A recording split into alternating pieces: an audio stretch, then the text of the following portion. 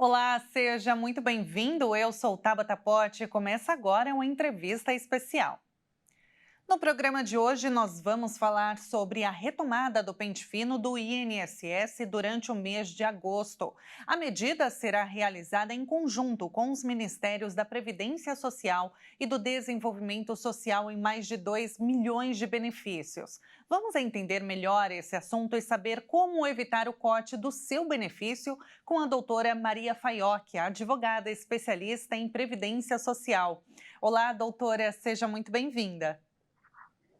Olá, Tabata, agradeço o convite. Muito obrigada, a gente que agradece por ter aceitado. Doutora, para a gente entender primeiro, né, qual o objetivo do governo com esse pente fino, essa medida?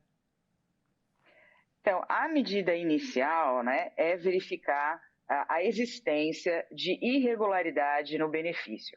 Então, o governo, segundo informações da própria Previdência e do INSS, eles vão, primeiro, fazer um levantamento daqueles benefícios que estão sem atualização cadastral há mais de 48 meses ou que não estão inscritos no CadÚnico, que é aquele Cadastro Único Nacional dos benefícios sociais que a pessoa faz no CRAS da região. Então, o governo quer identificar irregularidades como, por exemplo, a renda familiar da pessoa que recebe o benefício de prestação continuada, que é da Lei Orgânica da Assistência Social, que é aquele benefício assistencial para pessoas com 65 anos ou mais, ou pessoas portadoras de deficiência, que são carentes, pessoas de baixa renda. Nesse primeiro momento, eles vão verificar quem não está inscrito, porque desde 2016 essa inscrição no CadÚnico ela é obrigatória. No entanto, em razão da pandemia, ficou suspensa esse cadastramento. E verificar se a renda da pessoa continua sendo de até 1/4 do salário mínimo, que é o critério econômico para a concessão desse benefício. Além disso, também verificar se algumas pessoas faleceram e outros estão recebendo no lugar, e possíveis, por exemplo, no caso de pessoas com portadoras de deficiência, se modificou aí a situação física, clínica, o problema de saúde. Agora, doutora, como que será feita essa revisão?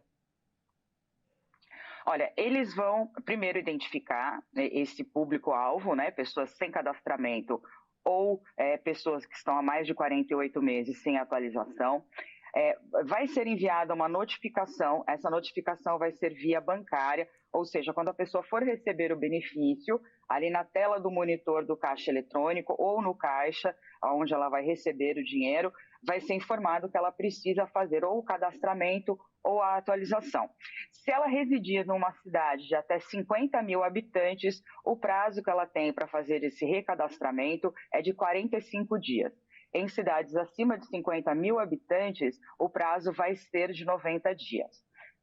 No, Recebeu a notificação, a pessoa vai ter que comparecer no CRAS da sua região e fazer o cadastramento ou o recadastramento.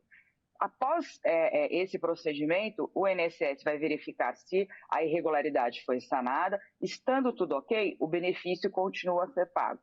Se verificar uma mudança aí no quadro social ou econômico aí desse beneficiário, o benefício vai ser suspenso ou até mesmo se a pessoa não comparecer para fazer o recadastramento. Depois da suspensão, aí fica um pouquinho mais complicado, a pessoa tem um prazo de 30 dias para fazer um recurso. certo, doutora. Agora, no caso da revisão do BPC, o benefício de prestação continuada, é da mesma forma? Como que funciona? Como que vai É funcionar, né? dessa forma como eu expliquei. O BPC, que é o benefício de prestação continuada, ele é um benefício assistencial, né? É um benefício que é pago para pessoas carentes.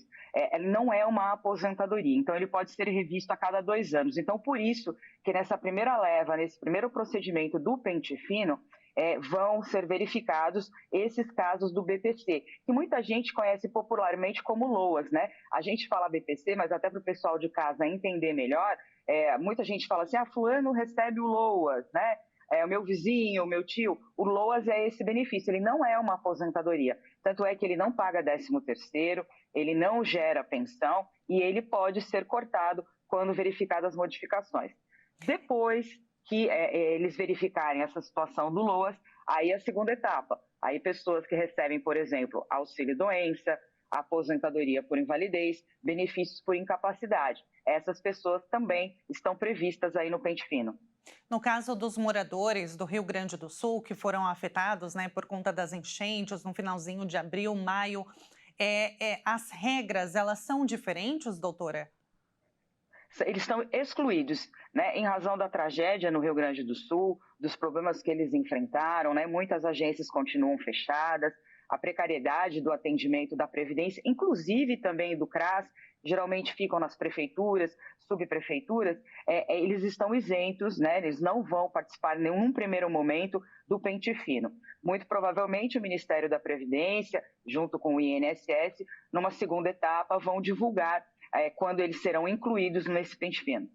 No caso do auxílio-doença, doutora, muitas pessoas têm dúvidas, né? Se tem direito ou não. No caso, se a doença que ela tem enfrentado ali, ela dá direito a esse benefício. Como que funciona, doutora? E esse auxílio-doença também, ele vai passar por esse pente fino, né?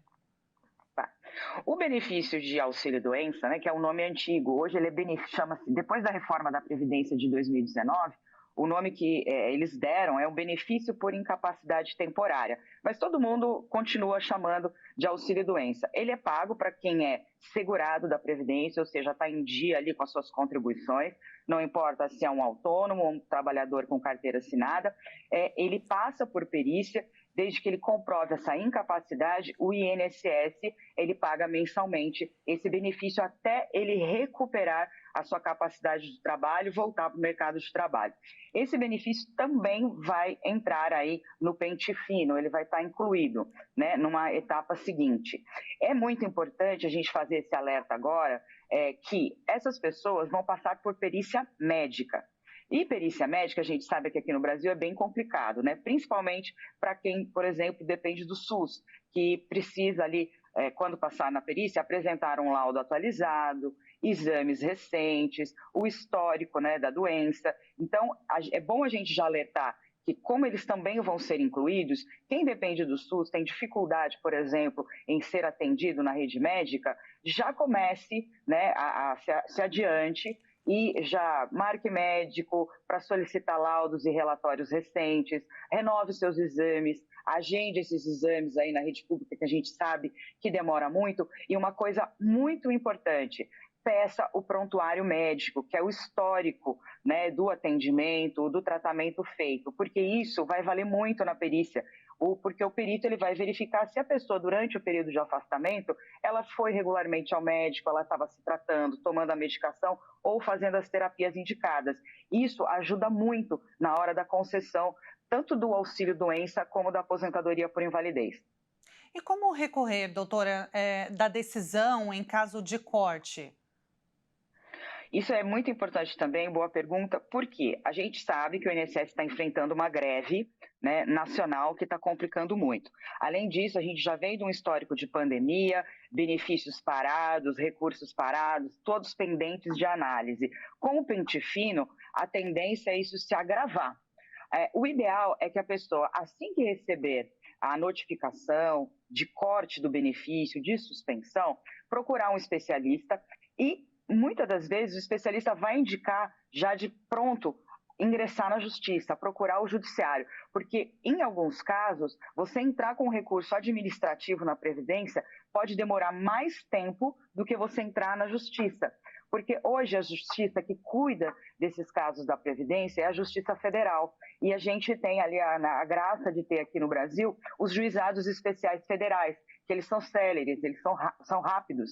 Então, muitas vezes, eles resolvem muito mais rápido uma questão de concessão de aposentadoria, restabelecimento de benefício, a questão do LOAS, que a gente estava falando agora, que é do BPC, muito mais rápido do que a própria Previdência.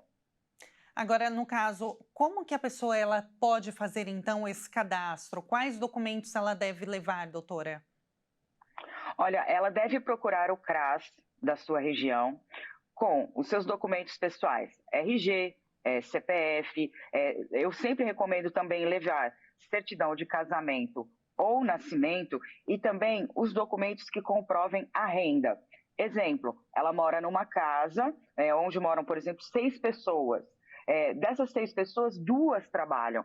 Leve a carteira de trabalho dessas pessoas para que seja incluída a renda, né, desses familiares no grupo de renda familiar que é utilizado para o cálculo do BPC. Então, é com base nessas informações, tanto sociais como econômicas, que é feita essa atualização cadastral e aí opta-se, né, o INSS vai verificar se mantém ou corta o benefício. As pessoas que recebem o benefício de alguma forma irregular, doutora, elas respondem por algum tipo de processo ou não? Ou somente é feito o corte e fica por isso mesmo? Em alguns casos, sim. Quando, por exemplo, é verificada a fraude, um exemplo é a pessoa é casada, ela vai e declara que ela não é casada e esse esposo ou esposa que ela declarou estar separado de fato recebe uma renda alta ou tem posses e ela omitiu isso é uma fraude. E aí ela vai responder, né? Pode responder civil e criminalmente. Muitos casos é encaminhado para a Polícia Federal. E além de responder por esses processos, ela também pode ser condenada a devolver toda a quantia que ela recebeu indevidamente. Nossa, quais são os crimes, doutora, que ela pode responder? Estelionato, falsidade ideológica, por exemplo, se ela omite. A gente tem relatos de casos de pessoas, por exemplo, que para receber o LOAS, né, o BPC, falsificam documentação para ficarem mais velhos, porque ele é concedido, por exemplo, para pessoas com 65 anos ou mais e carentes. Então, tem pessoas que alteram a idade na certidão de nascimento, outras omitem a renda, né? Às vezes tem casa, carro, tem aluguel, ou é casado e não informa que é casado. Então, tudo isso é fraude. Então, a gente tem que tomar muito cuidado, porque muitas vezes a pessoa acha, não, é porque é da Previdência, é porque é do governo, não vai dar nada. Mas se for detectada a fraude, sim, ela responde, inclusive criminalmente, e tem que devolver todo o dinheiro. É por isso a importância desse tipo de medida de pente fino, né, doutora, para que esse dinheiro não seja enviado para as pessoas que não precisam, para que a fila, né, de pessoas que necessitam desses benefícios ela seja zerada o quanto antes, porque muitos recebem de forma irregular, como você mencionou, e outras pessoas estão sendo afetadas por conta de má intenção, né, de alguns. Agora, doutora, relembrando então, quais são as etapas que quem está nos acompanhando recebe algum tipo de benefício, então, do INSS que vai passar por esse pente fino durante o mês de agosto? Quais são as etapas que as pessoas precisam estar atentas, então? Primeira coisa, detectar. Olha, você é inscrito no CadÚnico? Não. Já procure, até antes de ser notificado, de ser intimado pelo INSS, já procure o CRAS e faça seu cadastro. Ou você está há mais de 4 anos, há mais de 48 meses, sem fazer uma atualização cadastral, já se adiante, vá até o CRAS e faça isso. Se não conseguiu fazer, recebeu a notificação que vai vir banco, você vai no dia da sua aposentadoria, o funcionário do banco ou o caixa eletrônico emitiu alguma informação que você precisa fazer essa atualização, faça o mais rápido possível. Lembrando que em cidades pequenas, até 50 mil habitantes, esse prazo é de 45 dias. Cidades maiores, acima de 50 mil habitantes, esse prazo é de 90 dias. Fez, está tudo regular? A Previdência não irá cortar o benefício. Detectada alguma irregularidade ou não comparecendo para esse recadastramento, o benefício vai ser suspenso. E depois da suspensão, a pessoa tem um novo prazo de 30 dias para se cadastrar ou justificar lá a irregularidade que foi encontrada pela Previdência. E aí sim, sendo sanado, o benefício volta a ser pago. Perfeito. Doutora, muito obrigada pela explicação. Ficou muito claro, então, sobre esse pente fino. Muito obrigada. Foi um prazer falar contigo. Eu que agradeço sempre. Um abraço a todos, viu? Obrigada. Muito obrigada, um abraço. Nós conversamos com a doutora Maria Faiocchi, advogada especialista em Previdência Social. Se você quiser rever este programa, acesse o nosso canal no YouTube, Jornalismo Hit TV. Uma entrevista especial fica por aqui. Muito obrigada pela companhia e até a próxima.